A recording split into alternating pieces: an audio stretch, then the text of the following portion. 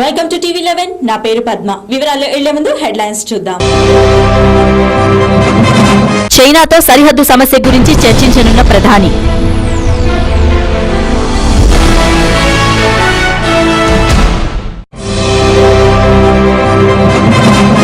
విశాఖలో సీఎం కిరణ్ కు సమైక్య సెగ.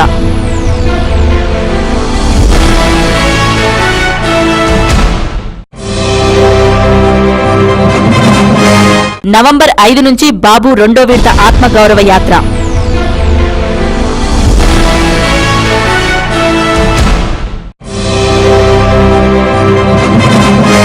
రాజకీయ ప్రయోజనాల కోసమే విభజన నిర్ణయం ఉండవల్లి.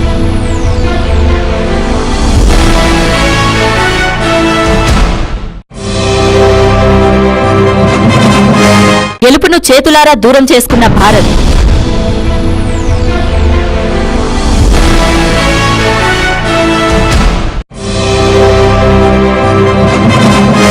News in details.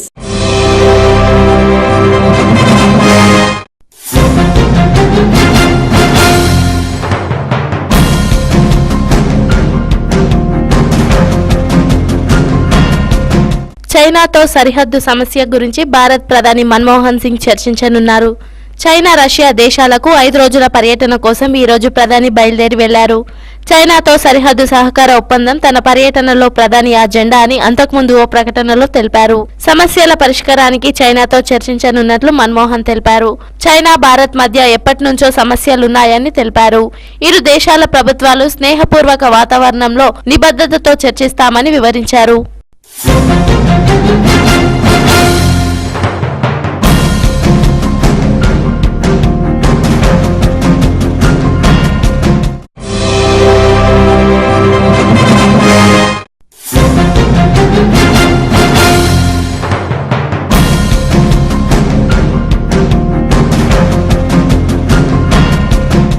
ముఖ్యమంత్రి ఎన్ కిరణ్ కుమార్ రెడ్డికి విశాఖపట్నం పర్యటనలో ఈ రోజు చేదు అనుభవం ఎదురైంది.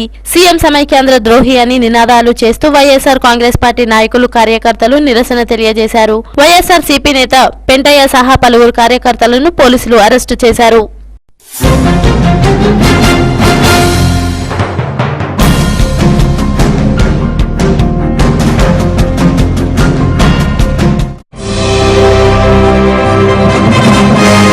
సీఎం కిరణ్ కుమార్ రెడ్డికి విశాఖపట్నంలో సమైక్య సెగ తగిలింది. శ్రీకాకుళం జిల్లా తుఫాను బాధితులను పరామర్శించేందుకు విశాఖకు వెళ్లారు. అక్కడి ఎయిర్పోర్ట్ వద్ద ఆయన అడ్డుకునేందుకు సమైక్యవాదులు ప్రయత్నించి విఫలమయ్యారు. నిరసనకారులను ముందుగానే గమనించి పోలీసులు అప్రమత్తమయ్యారు. వారి చర్యలను అడ్డుకుని సీఎం కాన్వాయ్ను సాగనంపారు పోలీసులు. తరువాత పైలిన్ తుఫాను బాధితులను పరామర్శించేందుకు ముఖ్యమంత్రి కిరణ్ కుమార్ రెడ్డి శ్రీకాకుళం జిల్లాకు వెళ్లారు. జిల్లాలోని తుఫాన్ ప్రభావిత ప్రాంతాలలో ఆయన పర్యటించారు. ఈ సందర్భంగా అక్కడి కవిటి మండలం దేవుగుడి తోటలో నిర్వహించిన సభలో ఆయన మాట్లాడారు. తుఫాను బాధితులను ఆదుకుంటామని హామీ ఇచ్చారు. ఇప్పటిదాకా 1,35,000 మందిని తుఫాన్ నుంచి కాపాడామన్నారు. కొబ్బరి రైతులకు ఇచ్చే పరిహారం తక్కువగా ఉన్నందున పరిహారాన్ని పెంచుతామని ప్రకటించారు. బాధితులు తమ పేర్లను అధికారుల వద్ద నమోదు చేసుకోవాల్సిందిగా సీఎం సూచించారు. ఇదిలా ఉంటే సమైక్యాంధ్ర ప్రస్తావన రాగా సమైక్యాంధ్ర గురించి మాట్లాడడానికి ఇది తగిన సమయం, సందర్భం కాదని, విభజనను అడ్డుకుంటామని ఒక్క మాటతో విభజన విషయాన్ని ముగించారు. తెలుగుదేశం పార్టీ అధ్యక్షుడు చంద్రబాబు నాయుడు రెండో విడత తెలుగు జాతి ఆత్మగౌరవ యాత్రకు సిద్ధమవుతున్నారు. నవంబర్ 5 నుంచి బాబు యాత్ర ప్రారంభించనున్నారు. శ్రీకాకుళం, విజయనగరం జిల్లాలో 15 రోజుల పాటు ఈ యాత్ర చేయనున్నట్లు సమాచారం. ఇటీవలే సంభవించిన పైలిన్ తుఫాన్ ప్రభావంతో నష్టపోయిన బాధితులను పరామర్శించేందుకు, సమైక్యాంధ్ర పోరాటంలో అరెస్ట్ అయి జైలుకు వెళ్లిన వారిని పరామర్శించడానికి ఈ 2 జిల్లాల్లో పర్యటించనున్నట్టు తెలిసింది. ఎన్ని రోజులు పర్యటిస్తారు అనే దానిపై ఇంకా తుది తీర్పు రాలేదు. అధికారికంగా ప్రకటించాల్సి ఉన్నది. ఏ నియోజకవర్గాల్లో పర్యటించనున్నారో అనే దానిపై ఇంకా కసరత్తు చేస్తున్నారు. పార్టీ సీనియర్ నేతలు, సీమాంధ్ర నేతలు చంద్రబాబుతో పర్యటించనున్నారని సమాచారం. ఇంకా పూర్తి ప్రణాళిక ఖరారు కావాల్సి ఉన్నది.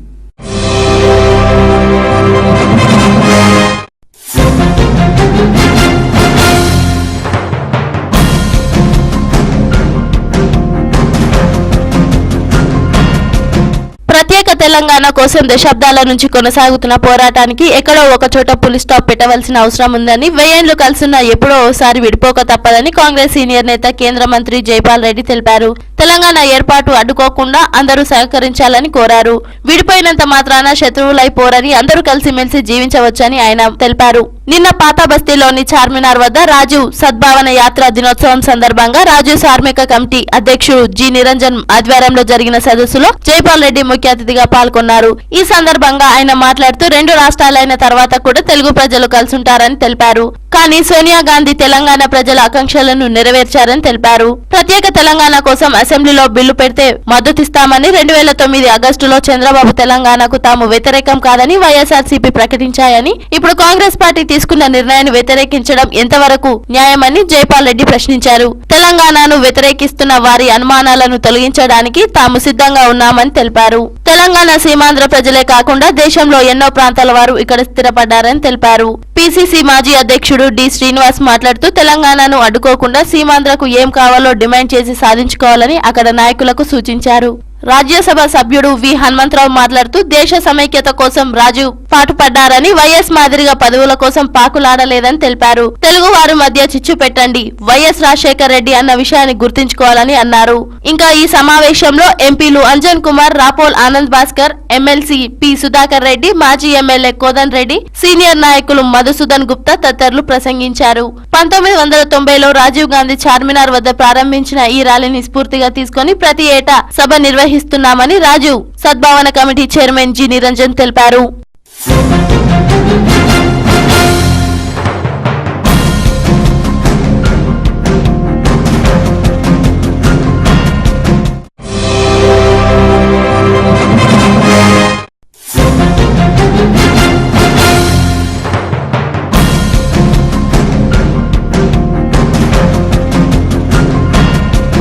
రాష్ట్రాన్ని దోచుకోవడం కోసమే జగన్ సమైక్య సభ అని మంత్రి బస్వరాజ్ సారయ్య వరంగల్లో తెలిపారు. తండ్రి మాటపై విశ్వాసం లేని జగన్ మాటలను సీమాంధ్ర ప్రజలు నమ్మే పరిస్థితిలో లేరని ఆయన తెలిపారు. సమైక్య రాష్ట్రాన్ని తెలంగాణ ప్రజలు కోరడం లేదన్నారు.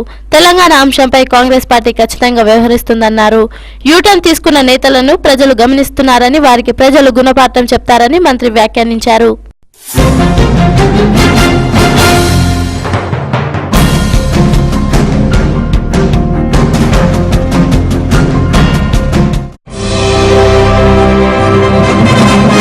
ఇప్పుడు వార్తల్లో చిన్న విరామం. చూస్తూనే ఉండండి టీవీ 11.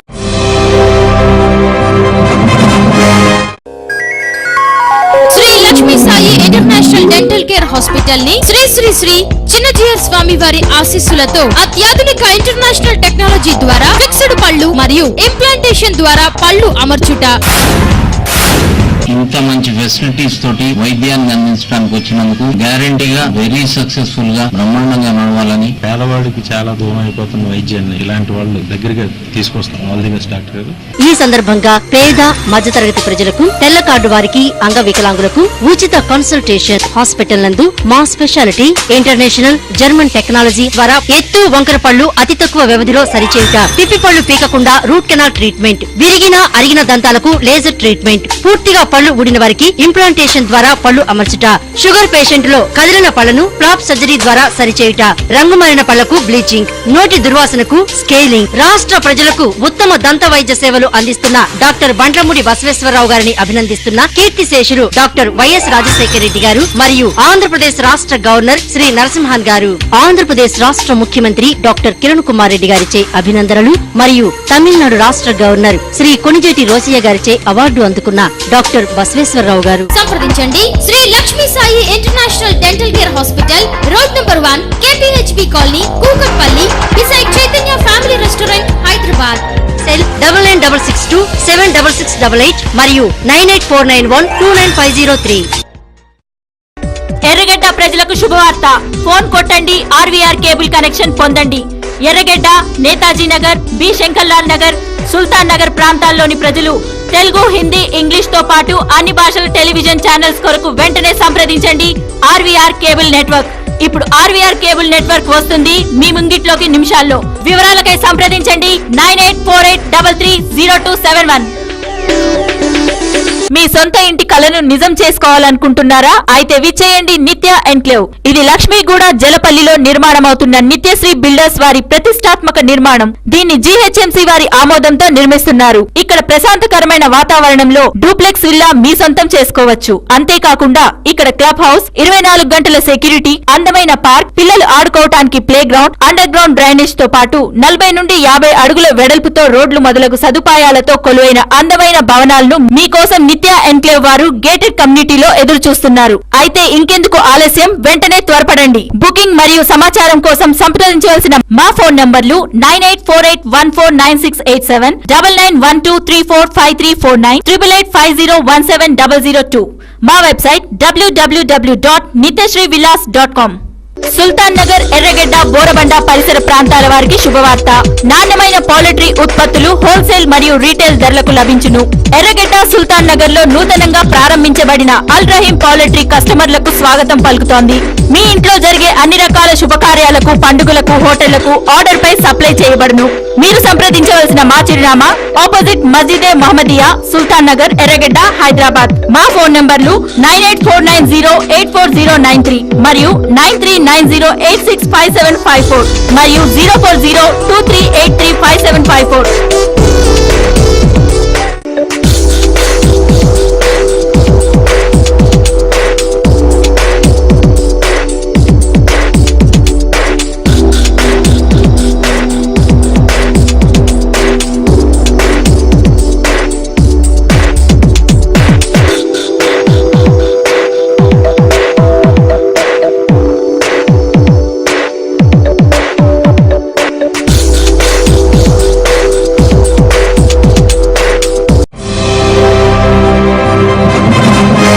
విరామానంతరం తిరిగి స్వాగతం.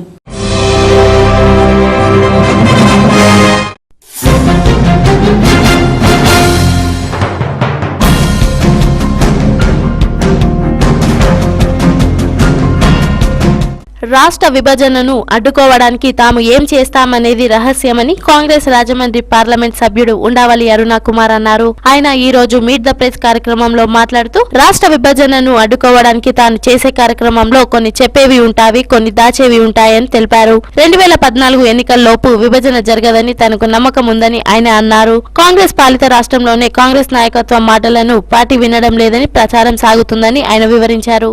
అయితే విభజన ప్రమాదం మాత్రం ఉందని ఆయన అన్నారు. సీమాంధ్ర ప్రజా ప్రతినిధులు 40 మంది బుధవారం రాష్ట్రపతిని కలుస్తున్నట్లు ఆయన తెలిపారు. రాష్ట్ర విభజనకు తాను వ్యతిరేకం కాదని అన్నారు. తాము రాజీనామా చేసినంత మాత్రాన ప్రభుత్వం పడిపోదని ఆయన అన్నారు. ఇప్పుడు కూడా ప్రభుత్వానికి మెజారిటీ లేదని, ఎన్నికలకు సిద్ధంగా లేకపోవడంతో వివిధ పార్టీలు వెనుక నుంచి పక్క నుంచి మద్దతు తెలపడం వల్ల ప్రభుత్వం నిలబడుతుందని ఆయన అన్నారు. రాజధాని ఉన్న ప్రాంతం ప్రత్యేక రాష్ట్రాన్ని కోరడం వల్లనే సమైక్యాంధ్ర ఉద్యమం ఎగిసిపడిందని, ఏ రాజకీయ నాయకత్వం లేకుండా సంఘటనలు చోటు చేసుకోకుండా సుదీర్ఘకాలం ఉద్యమం సాగిందని ఆయన తెలిపారు. 12 ఏళ్ల క్రితం తెలంగాణ ఉద్యమం లేదని, ఈ విషయాన్ని తెలంగాణ రాష్ట్ర సమితి విజయం సాధించిందని తెలిపారు.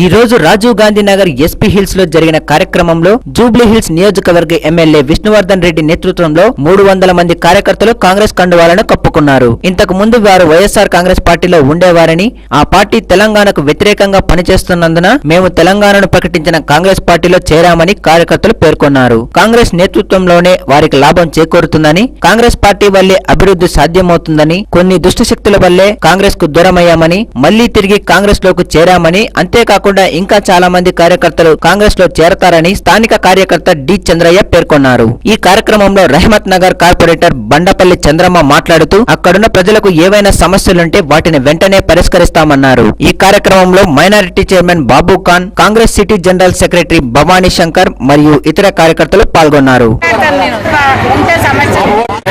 కాకపోతే మా అభివృద్ధుల వల్ల కొంత మేము దూరం అయిపోయినాం కాబట్టి ఒకసారి పార్టీలో పోయినాము. మరి మా తప్పు సరిదిద్దుకోవడానికి ఆయన ఇచ్చిన మా దుష్టశక్తుల వల్ల దూరం అయ్యింది కాంగ్రెస్కు. మరి ఆ తప్పులు ఇప్పుడు ఆయన ఒప్పుకున్నాడు కాబట్టి మరి వాళ్ళు తిరిగి మేము మళ్ళీ కాంగ్రెస్లోకి చేరుటకు సిద్ధంగా ఉండి మేము 300 మంది దాకా మేము చేరాము. మరి ఇంకా చాలామంది ఉంటున్నారు.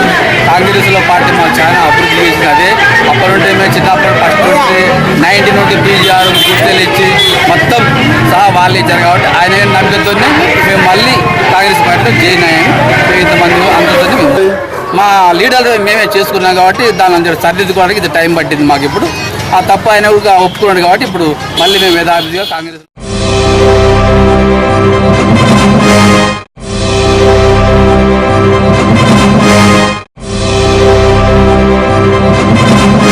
ఇప్పుడు వార్తల్లో చిన్న విరామం. చూస్తూనే ఉండండి టీవీ 11.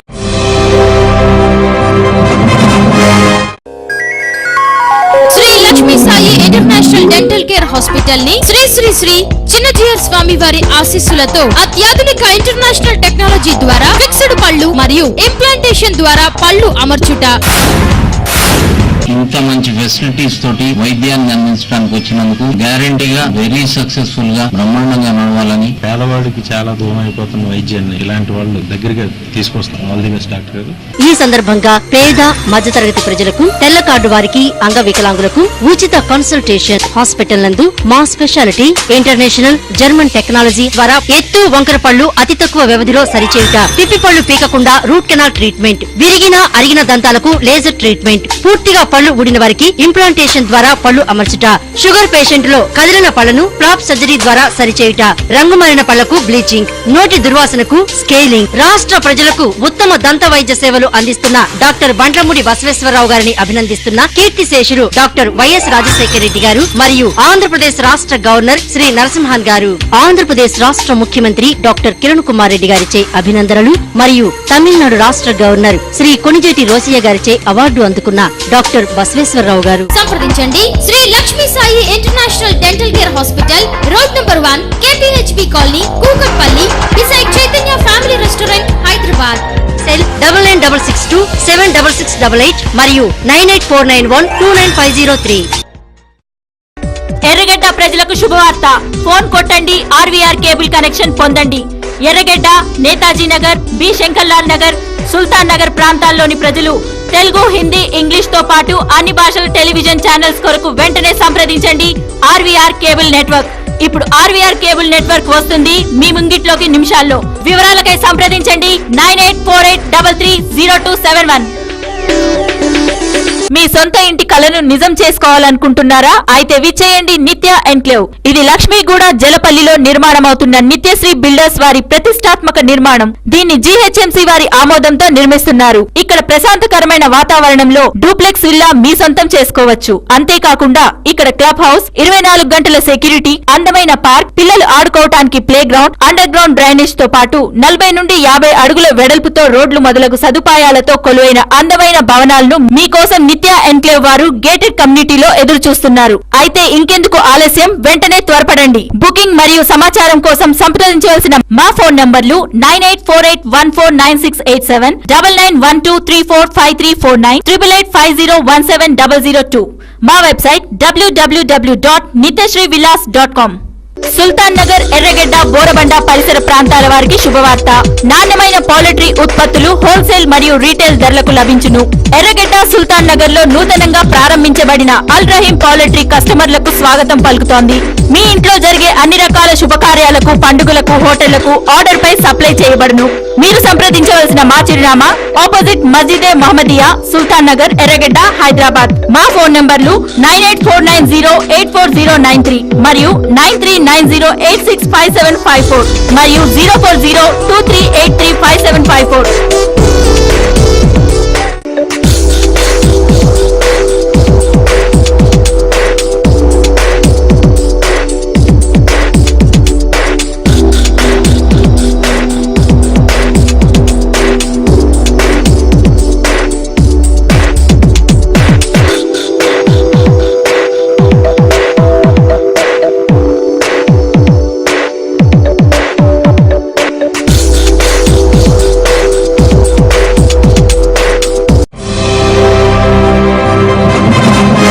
విరామానంతరం తిరిగి స్వాగతం.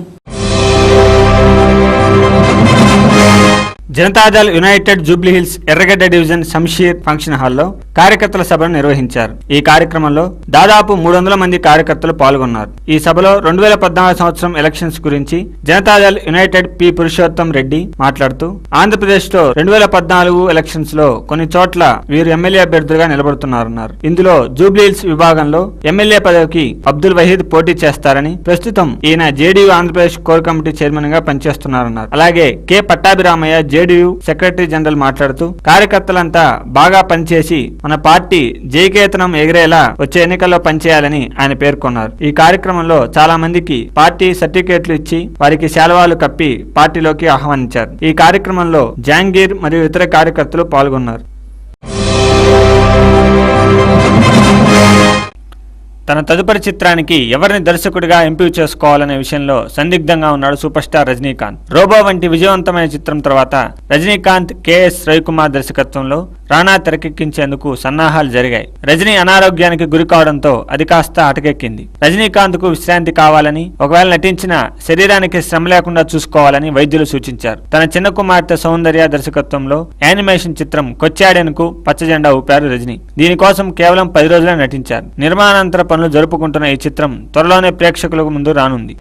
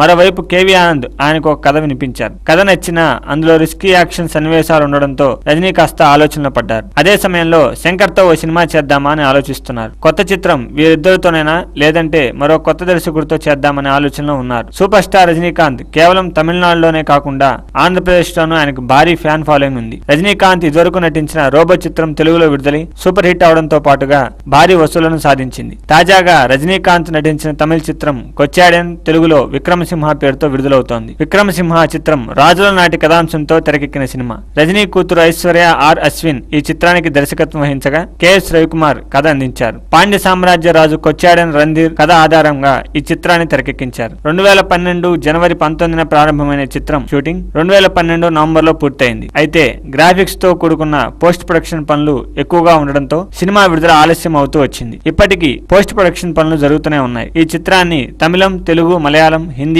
ఇంగ్లీష్ వెర్షన్ లో విడుదల చేసేందుకు సన్నాహాలు చేస్తున్నారు. తెలుగులో ఈ చిత్రాన్ని లక్ష్మీ గణపతి ఫిల్మ్ సంస్థ విడుదల చేయనుంది.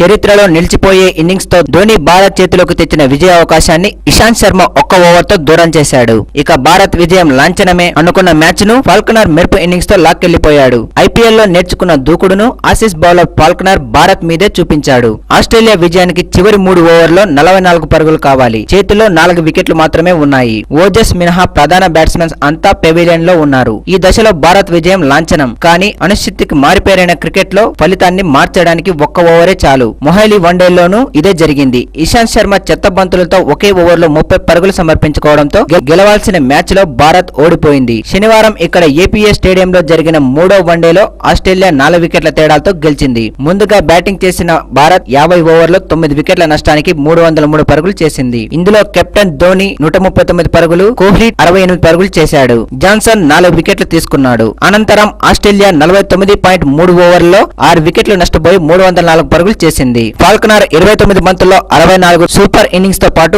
ఓజస్ 88 బంతుల్లో 76 రాణించడంతో మరో 3 బంతులు మిగులుండగానే విజయం ఆసీస్ సొంతమైంది.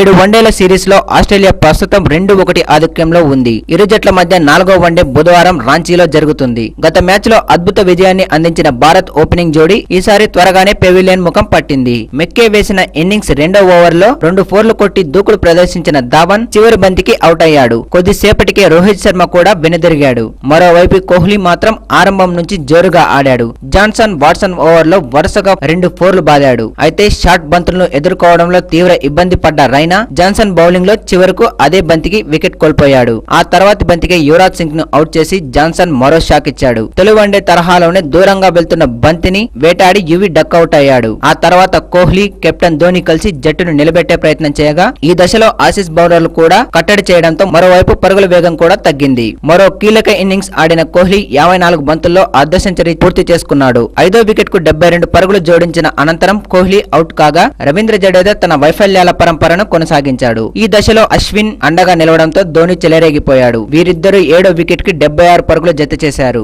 భారత్ గడ్డపై గత 10 ఏళ్లలో 250కి పైగా పరుగుల లక్ష్యాన్ని ఒక్కసారి కూడా ఛేదించలేకపోయిన ఆస్ట్రేలియాకు ఓపెనర్లు ఫించ్, హ్యూస్ మరోసారి శుభారంభాన్ని ఇచ్చారు. వీరిద్దరు సమన్వయంతో ఆడుతూ చక్కటి షాట్లతో పరుగులు రాబట్టారు. తొలి వికెట్ కు 68 పరుగులు జత చేసిన అనంతరం వినయ్ కుమార్ భారత్ కు బ్రేక్ ఇచ్చాడు. కట్ చేయబోయిన హ్యూస్ కీపర్ చేతికి చిక్కాడు. కొద్దిసేపటికే ఫించ్ ను ఇషాంత్ శర్మ వికెట్ల ముందు దొరికిపోగా మరో 6 పరుగులకే వాట్సన్ కూడా జడేజా బౌలింగ్ లో వెనుదిరిగాడు. ఈ దశలో కెప్టెన్ బెయిలీ, ఓజస్ జట్టును ఆదుకున్నారు. వీరిద్దరు 4వ వికెట్ కు 83 పరుగులు జోడించారు. అయితే ఒకే ఓవర్ లో బెయిలీ, మాక్స్వెల్ అవుట్ కావడంతో ఆసీస్ అవకాశాలను దెబ్బతీసింది. అయితే ఒకవైపు ఓజస్ నిలకడగా ఆడగా ఫాల్కనర్ మెరుపు ఇన్నింగ్స్ తో ఆసీస్ అనూహ్య విజయాన్ని అందించింది.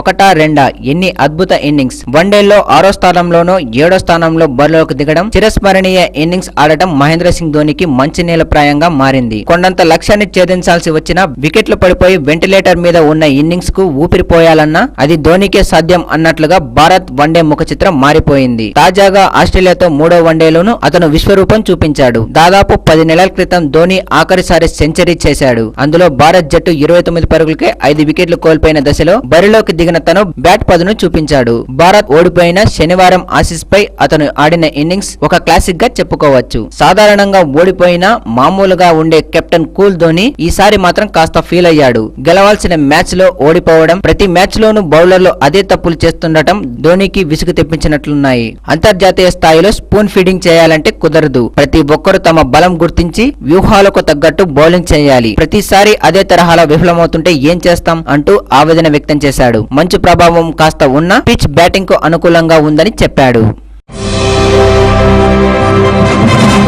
ఇవి ఈ రోజు వార్తలు. మరిన్ని అప్డేట్స్ కోసం చూస్తూనే ఉండండి TV11. ప్రపంచంలోని ఏ మూల నుండైనా లాగౌన్ అవ్వండి www.tv11live.com మరియు యూట్యూబ్ లో TV11 Hyderabad news. This is Padma signing up.